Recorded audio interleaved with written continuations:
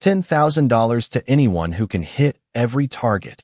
The announcer's booming voice rolled across the valley, followed by cheers that echoed through the rows of food trucks, vendor tents, and packed wooden bleachers. But the loudest sound of the afternoon wasn't applause. It was laughter. It spread like a gust of wind through the crowd the moment an old man stepped onto the edge of the competition grounds carrying a weathered ash bough whose polished grip had been darkened by decades of careful hands instead of expensive finishes. Ethan Walker paused beneath the bright Colorado sun, his faded canvas jacket hanging loosely over broad but aging shoulders, his gray hair stirred by a steady mountain breeze that seemed to ignore everyone else.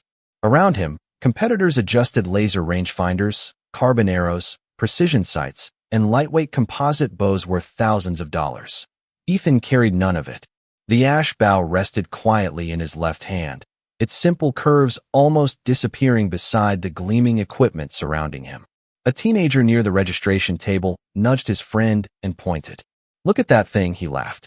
"My grandpa's garage has newer wood than that." A ripple of amusement followed.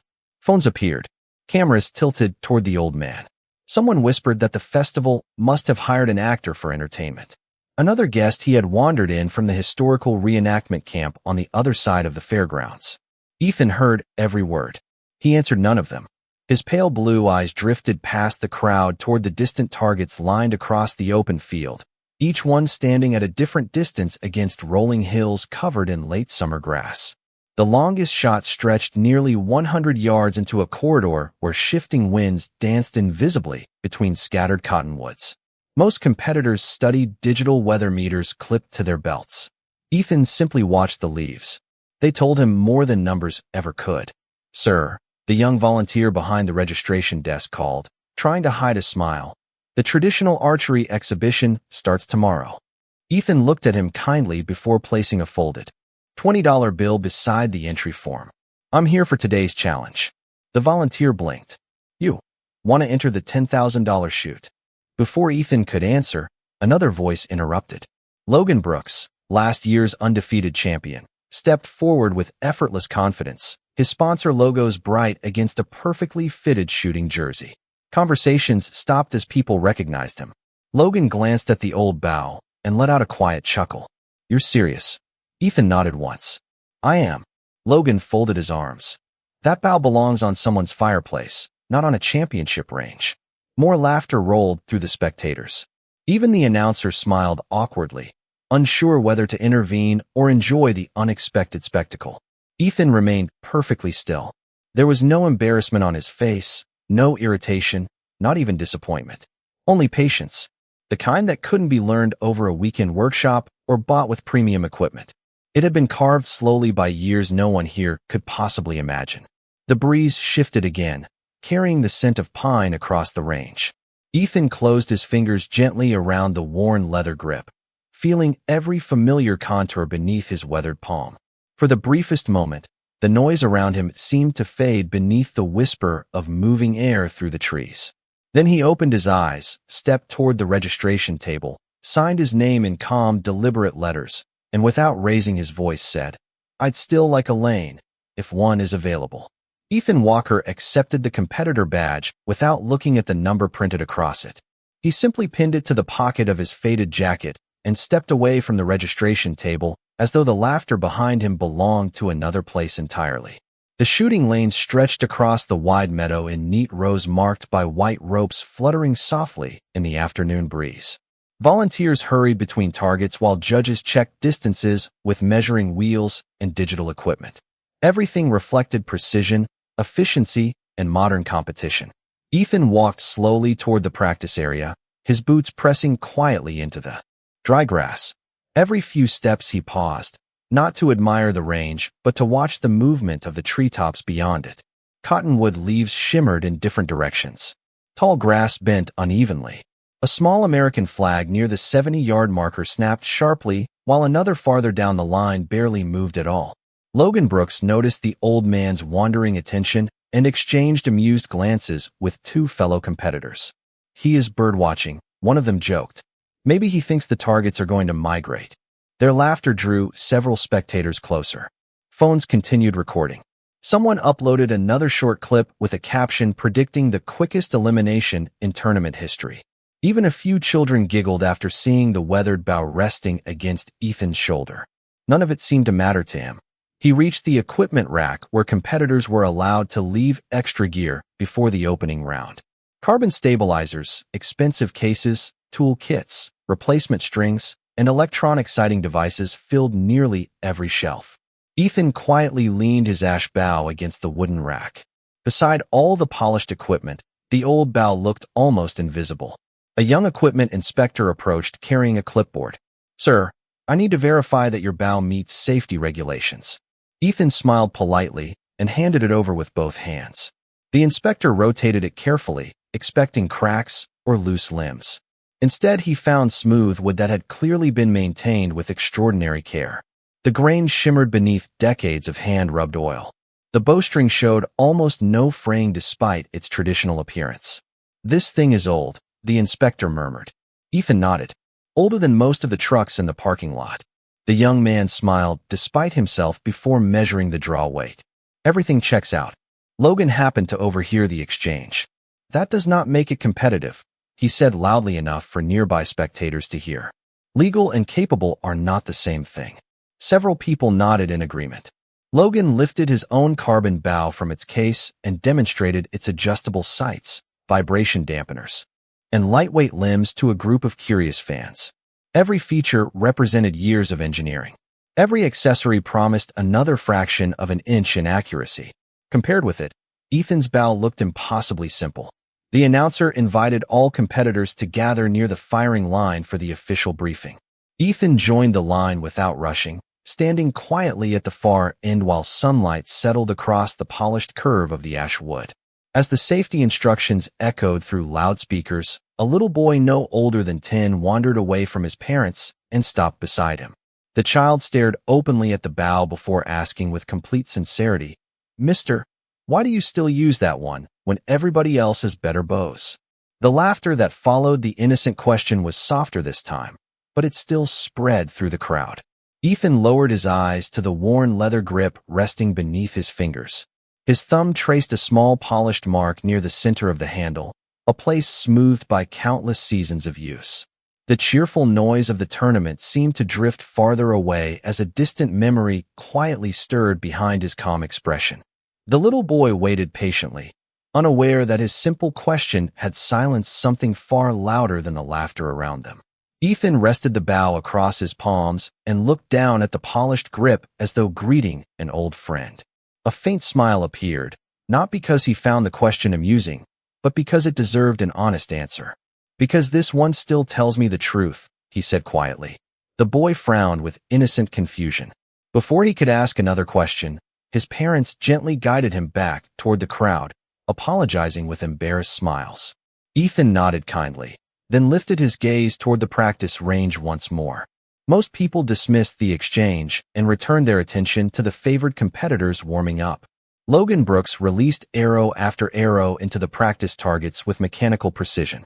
Every shot landed close enough together to earn approving whistles from spectators. Sponsors gathered nearby, taking photographs beneath colorful banners. The confidence surrounding Logan seemed almost tangible.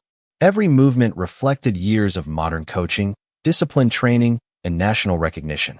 Yet across the field, another pair of eyes remained fixed on Ethan instead.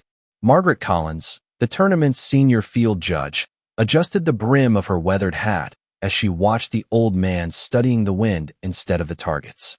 She had spent nearly 4 decades officiating archery events across the country. She had seen Olympic medalists, world champions, and countless gifted amateurs. Great archers always shared one habit. They watched the target. Exceptional archers watched everything else. Margaret noticed Ethan glance toward the distant tree line, then toward the shadows moving beneath scattered clouds.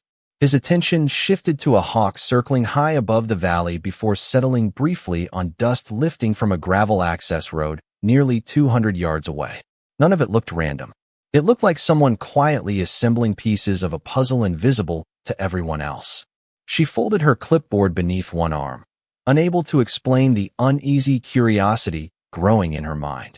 Logan's final practice arrow struck the center ring, drawing another wave of applause. He accepted the admiration with an easy grin before walking toward the water station. Passing Ethan, he slowed just enough to offer one more friendly but unmistakably condescending remark. "You still have time to enjoy the festival instead," he said. "Nobody would blame you." Ethan looked at him with calm blue eyes untouched by pride or resentment. "I already am enjoying it." Logan laughed softly and continued walking. To him, the answer sounded like graceful surrender. To Margaret, it sounded like something entirely different. The public address system announced that official competition would begin in 10 minutes. Volunteers finished placing fresh target faces while range officers checked every lane one final time.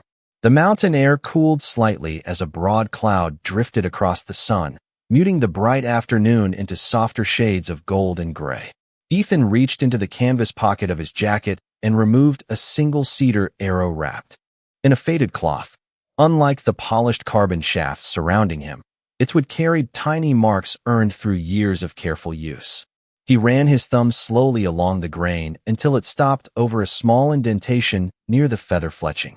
The mark was almost impossible to notice unless someone knew exactly where to look. His breathing became slower. The distant conversations blurred together. The cheerful music from the festival seemed to fade beneath the whisper of wind moving through the cottonwoods. In the polished wood beneath his fingertips lived a memory older than many people standing on the field, and as Ethan quietly closed his hand around the arrow, the present began to loosen its grip, while a forgotten season patiently waited just beyond the edge of remembrance. The faint groove beneath Ethan Walker's thumb had not been carved by accident. It had been polished smooth through years of repetition until it fit his hand as naturally as breathing itself. The cedar arrow rested quietly against the old ash bough while the sounds of the tournament dissolved into a distant murmur. The cheerful voices, the loudspeaker announcements, the clicking cameras, and the applause all seemed to drift farther away beneath the steady whisper of mountain wind moving through the cottonwood trees. Ethan lowered his eyes for only a heartbeat, and when he opened them again, he was no longer standing on a bright competition field. He remembered another landscape where silence carried a different meaning. Tall pines stretched across endless ridgelines beneath a pale morning sky. Mist floated through the valleys, softening every outline. The air smelled of damp earth, cedar bark, and fresh rain instead of grilled food and sunscreen. Nothing moved carelessly there. Every sound traveled farther than expected. Every broken branch announced a careless step. Ethan had been barely 20 years old, standing beside an older instructor whose weathered face carried more lines than words. The man held the very same ash bough, though its wood had still been bright with fresh oil and new craftsmanship. He placed it into Ethan's hands without ceremony. "Noise is easy," the instructor had said in a calm voice that barely rose above the wind. "Patience is harder. Anyone can rush. Few people learn to wait." Ethan remembered gripping the bough too tightly, eager to prove himself. The instructor simply smiled and gently loosened his fingers one by one. "Do not fight the bough," he said. "Listen to it. Wood remembers more than pride ever will." Days became weeks. Weeks became seasons. Before sunrise, they studied moving shadows instead of paper targets. They learned to notice how a hawk drifted without flapping its wings, how grass leaned differently along a hillside, how the smallest leaves often revealed changing air long before taller branches did. They practiced releasing arrows only after the wind settled into agreement with the landscape.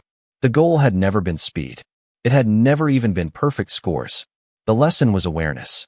Every successful shot began long before an arrow touched the string. It began with quiet observation. Ethan remembered missing more targets than he cared to count during those early mornings. Each mistake brought another lesson instead of another lecture. His instructor never raised his voice. He simply asked what Ethan had failed to notice. Sometimes it was sunlight warming one side of a clearing. Sometimes it was the weight of morning dew still clinging to tall grass. Sometimes it was nothing more than breathing 1 second too quickly. Little by little, frustration gave way to understanding. Confidence arrived so quietly that Ethan never noticed the exact day it appeared. The ash bough changed with him. Tiny scratches accumulated across the grip. The leather darkened beneath his hands. One afternoon, after a long practice beneath towering pines, the instructor pressed his thumb into the fresh finish near the center of the handle. leaving the small indentation Ethan still traced decades later. One day, the older man had said, "You will forget many faces, many places, even many victories. But if you keep this bow with respect, it will remind you who you became instead of what you accomplished." The memory lingered like sunlight filtering through evergreen branches until another gust of cool Colorado wind brushed across Ethan's face. The distant voice of the announcer slowly returned. Spectators shifted in their seats. Competitors stepped toward their assigned lanes. Ethan looked down at the familiar mark beneath his thumb and quietly smiled. The old bow had kept its promise. It had remembered everything. The sharp tone of the range horn echoed across the valley, signaling the beginning of the first official round. Conversations faded into an uneasy hush as competitors stepped onto their assigned shooting lines. The bright banners fluttered overhead, while the afternoon breeze wandered unpredictably across the open field, curling around the distant hills before slipping between the rows of waiting targets. Logan Brooks settled confidently into lane 3, drawing approving nods as he adjusted his sight with practiced precision. Ethan Walker stood alone in lane 7. There were no adjustments to make, no dials to turn, no electronic levels to check. He simply rested the ash bow lightly against his palm and watched a handful of cottonwood leaves spiral across the grass before disappearing beyond the 50-yard marker. The range officer raised a green flag. "Archers, you may begin." Logan released his first arrow almost instantly. It flew cleanly through the calm air and buried itself near the center ring. The crowd answered with enthusiastic applause. One after another, the leading competitors followed, each displaying polished technique refined through years of competition. Spectators tracked every score on the giant electronic display, cheering whenever another tight grouping appeared. Then all eyes shifted toward lane 7. Ethan had not even raised his bow. A few impatient voices drifted from the bleachers. Someone joked that the old man had forgotten how competitions worked. Another guessed he was waiting for the wind to retire before taking his shot. Ethan heard neither. His attention remained fixed on the narrow strip of grass between his boots and the first target. A dragonfly skimmed low above the field before changing direction. The breeze touched the right side of his face, then disappeared almost immediately. A second later, it returned from slightly farther uphill. His breathing settled into an even rhythm. Only then did he lift the ash bow. The movement carried no urgency. It looked almost effortless, as though the bow rose because it already knew where it belonged. Margaret Collins watched from behind the judging table without writing a single note. She noticed something that escaped nearly everyone else. Ethan never stared directly at the target for very long. His eyes traveled across the entire landscape instead, quietly gathering information from places most competitors ignored. The release came with barely a whisper. No dramatic flourish. No exaggerated follow-through. The cedar arrow slipped into the air so smoothly that several spectators almost missed it. It climbed gently before descending into the center, scoring rings with a solid, satisfying sound that rolled back across the valley. A few people clapped politely. Others looked surprised. "Lucky shot," someone muttered from the front row. Logan glanced sideways with an amused smile before returning to his own lane. Ethan calmly reached for another cedar arrow. The second target stood farther away, positioned where shifting currents often pushed arrows several inches off course. Competitors ahead of him compensated with complicated calculations and adjustable sights. Ethan watched the distant treetops sway out of rhythm with the grass below. He waited another heartbeat. Again the bow rose. Again the release was quiet enough to disappear into the wind. The second arrow landed cleanly inside the highest scoring ring. The laughter that had followed him all afternoon began to thin. Conversations became shorter. More spectators lowered their phones and simply watched.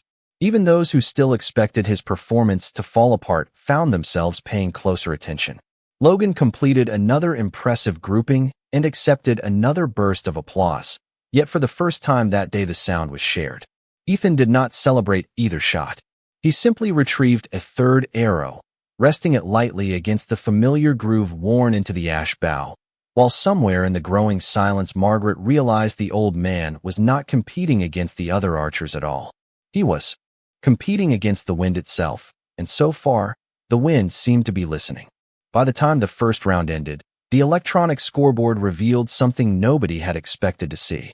Logan Brooks remained near the top exactly where everyone had predicted, but beside his name, separated by only a single point, stood Ethan Walker. A murmur swept across the bleachers, replacing the easy laughter that had filled the afternoon only minutes before. Spectators leaned forward, studying the numbers as though they might change if they stared long enough. The announcer cleared his throat before reading the standings again, almost convinced he had misread them the first time. Ethan showed no reaction. He quietly gathered his cedar arrows, brushing a trace of dust from the feathers before returning them to the faded canvas quiver hanging at his side.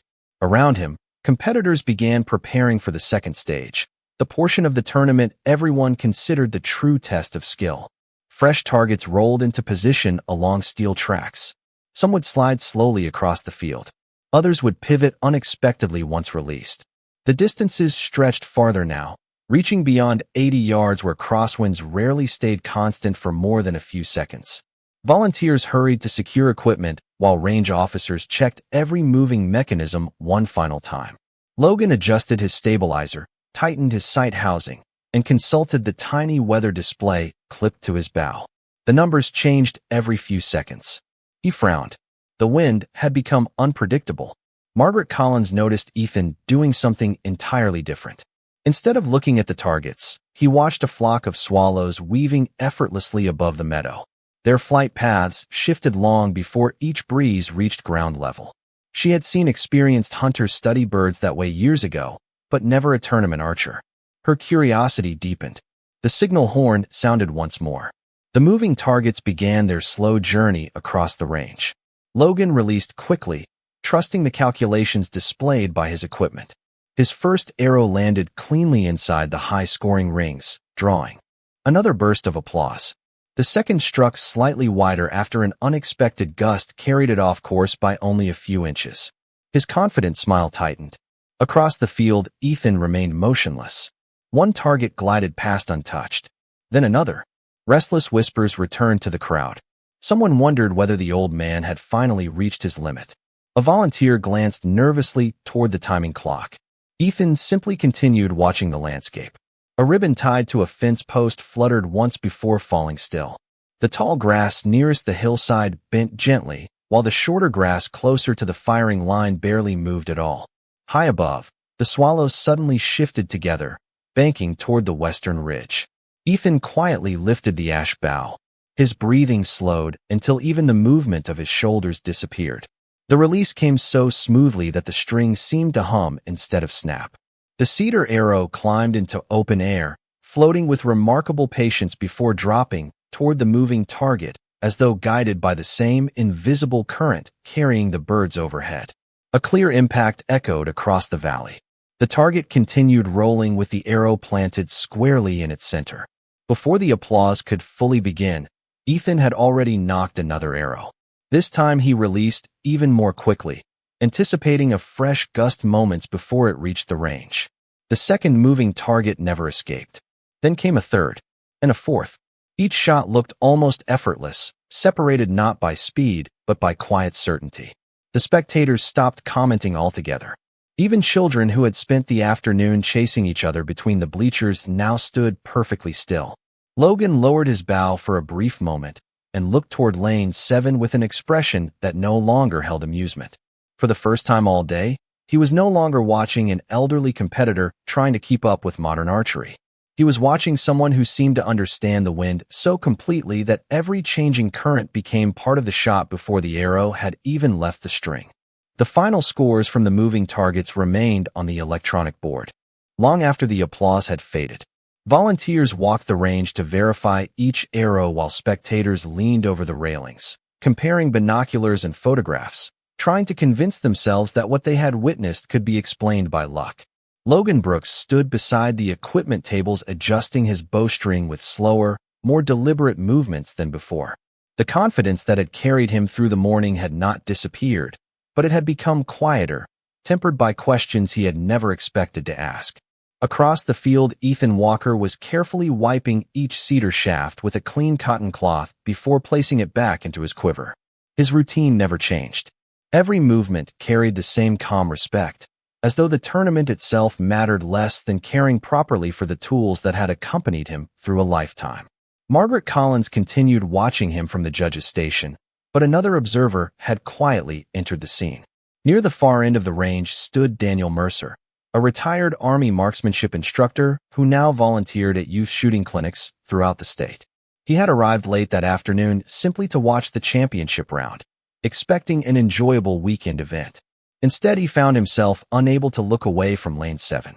Daniel had spent more than 30 years teaching precision shooting, studying body mechanics, breathing patterns, and the subtle habits that separated talented competitors from truly exceptional ones.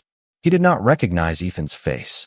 He did not recognize the ash bow, but he recognized the discipline hidden inside every release. He walked toward Margaret without taking his eyes off the old man. "How long has he been here?" he asked quietly.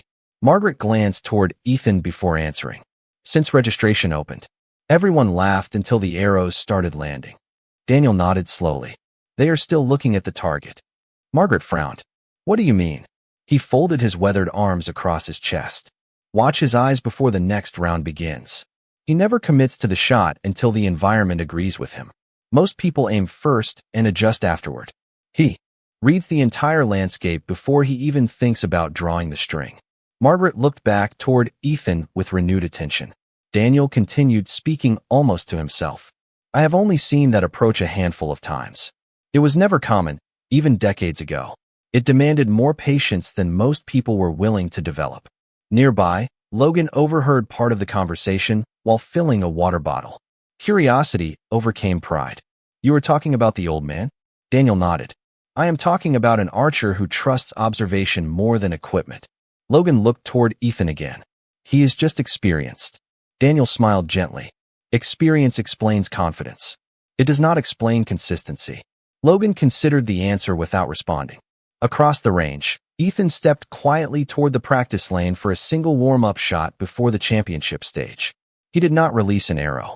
Instead, he stood perfectly still for several long seconds, feeling the breeze move across the back of his hand before lowering the bow again. Daniel noticed every detail. "There," he whispered. He just decided not to shoot because the air changed halfway through his breathing cycle. Margaret stared in disbelief. "You can tell all that without speaking to him." Daniel answered with a faint smile. "No, I can tell because I spent years trying to teach people to do exactly what he does naturally." The loudspeaker announced that the final challenge would begin in 5 minutes. Volunteers rolled an unfamiliar target frame into position at the far end of the valley, drawing surprised murmurs from competitors and spectators alike. Even from a distance, it was obvious that this final shot would demand far more than steady hands. As everyone studied the unusual course, Ethan simply lifted his eyes toward the distant ridgeline where the evening wind had already begun writing the answer across the tops of the trees. The championship official raised a bright orange flag above his head, and the entire valley seemed to hold its breath with him. The final course stretched nearly 100 yards across uneven ground before ending at a narrow target mounted on a slowly rotating frame. Between the firing line and the target stood a series of tall wooden posts placed just far enough apart to create an unforgiving window. Any arrow drifting even slightly off its intended path would strike nothing at all. A steady breeze crossed the meadow from left to right, but halfway down the range the current twisted around a shallow rise before curling back toward the trees behind the target. Experienced competitors immediately began checking handheld weather meters, adjusting sight pins, and comparing wind readings with one another. Logan Brooks studied his display twice before drawing a slow breath. The numbers refused to stay consistent. Every few seconds the direction changed just enough to make a confident correction impossible. He released his arrow with flawless form. It sailed beautifully through the opening between the posts before the unseen crosswind nudged it just wide of the center. The crowd applauded politely, recognizing both the difficulty of the shot and the narrow margin separating success from perfection. One by one, the remaining finalists stepped forward. Some landed respectable scores. Others watched helplessly as invisible currents carried carefully aimed arrows away from the highest rings. Soft murmurs spread through the bleachers after every attempt. By the time Lane 7 was called, an unusual silence settled across the range. Ethan Walker stepped onto the firing line carrying only the ash bow and a single cedar arrow. No one laughed this time. Hundreds of eyes followed him without distraction. Even children who had spent the afternoon whispering now stood quietly beside their parents. Margaret Collins lowered her clipboard. Daniel Mercer folded his hands behind his back. Logan remained where he stood, watching not with doubt, but with genuine curiosity. Ethan rested the cedar arrow across the worn shelf of the bow and looked far beyond the target itself. His eyes wandered toward the tops of the cottonwoods where the evening breeze brushed the highest leaves with a silver shimmer. Then he glanced lower, following a ribbon of drifting grass seed floating across the open field before disappearing beside one of the wooden posts. He waited. A cloud slipped gently across the sun, cooling the valley for only a moment. Somewhere overhead a hawk circled without flapping its wings. Ethan's shoulders relaxed. His breathing slowed until it matched the quiet rhythm of the landscape around him. The ash bough rose with effortless familiarity, settling into place as though guided by memory instead of muscle. There was no hesitation left. The release came with the same gentle whisper that had accompanied every shot throughout the day. The cedar arrow climbed gracefully into open air instead of racing directly toward the target. For an instant, several spectators thought it had been aimed too high. Then the wind changed. The arrow drifted exactly where the invisible current carried it, slipping cleanly between the narrow posts before bending gently back toward the rotating target. Time itself seemed to slow as the cedar shaft descended through the final yards. A clear wooden impact echoed across the valley. Nobody moved. The target completed another slow turn with the arrow resting perfectly in its center. No cheers came at first. No applause. The silence itself became the loudest sound on the range. Logan lowered his bow without taking his eyes off the distant target. Margaret quietly removed her hat. Daniel Mercer smiled to himself, not because he had witnessed an impossible shot, but because he had just watched decades of quiet discipline speak more clearly than any trophy or title ever could. For several long seconds the valley remained perfectly still, as though even the evening breeze had paused to acknowledge what had just happened. Then the first applause came from somewhere near the back of the bleachers. One pair of hands became several. Several became dozens. Within moments the entire audience was standing, not cheering wildly, but applauding with a quiet sincerity that carried far more weight than excitement ever could. Ethan Walker lowered the ash bow and looked toward the distant target one final time before carefully unstringing the bow with practiced hands. There was no triumphant gesture, no raised fist, no celebration, only the same calm expression he had worn since. Stepping onto the range that morning, the announcer finally found his voice and invited Ethan to the presentation platform. The words sounded almost uncertain, as though they belonged to someone introducing a champion he had completely failed to recognize only hours earlier. Logan Brooks reached the platform first. As Ethan approached, Logan extended his hand without hesitation. "I thought I understood archery," he said quietly. "Today I realized I still have a great deal to learn." Ethan accepted the handshake with a warm smile. "We all keep learning," he replied. "The wind teaches something new every day." Logan nodded respectfully. There was no trace of arrogance left in his expression, only genuine admiration. Margaret Collins stepped forward carrying the championship plaque, while another official presented the ceremonial check for $10,000. Cameras flashed from every direction. Spectators leaned closer, expecting the familiar photographs that always followed a major tournament victory. Ethan accepted the plaque with both hands, thanked the officials, and then looked across the crowd until his eyes found the little boy who had asked about the old bow earlier that afternoon. The child stood near the front beside his parents, still watching with wide eyes. Ethan motioned for him to come forward. The crowd parted without anyone saying a word. When the boy reached the platform, Ethan knelt carefully and held the ceremonial check for a moment before placing it back into the hands of the tournament director. "If it is all right with you," he said, "I would like this prize to help young people learn traditional archery, especially children whose families could not otherwise afford the opportunity." A hush settled across the gathering before the director answered with a grateful smile. "We will make certain it does exactly that." Another wave of applause swept through the valley, softer this time, filled with appreciation instead of surprise. Ethan then turned toward the little boy and placed the ash bough gently across his waiting hands. The child looked up in disbelief. Take good care of it, Ethan said. Not because it is old, but because it reminds us to pay attention. The boy carefully traced the smooth leather grip with his fingertips, stopping over the small worn indentation without understanding why it mattered. Ethan simply smiled. Some lessons were never explained. They were discovered. As the sun settled behind the western ridge, painting the sky with warm shades of amber and gold, people quietly stepped aside to let the old veteran walk toward the gravel path leading away from the range. No cameras followed him now. No reporters hurried to ask questions. Somehow, everyone understood that the day had already given them its most important story. Daniel Mercer watched Ethan disappear beyond the cottonwoods before speaking softly enough that only Margaret Collins could hear. Some people spend a lifetime trying to master the bow, he said. He spent a lifetime mastering himself. Margaret removed her hat once more as the evening wind carried the last echoes of applause across the emptying field. Long after the targets had been packed away and the scoreboard had gone dark, those who witnessed that quiet afternoon would remember something far greater than a perfect shot. They would remember that true skill never asks to be admired, true dignity never demands recognition, and true respect always arrives in silence, carried by actions that speak long after words have faded.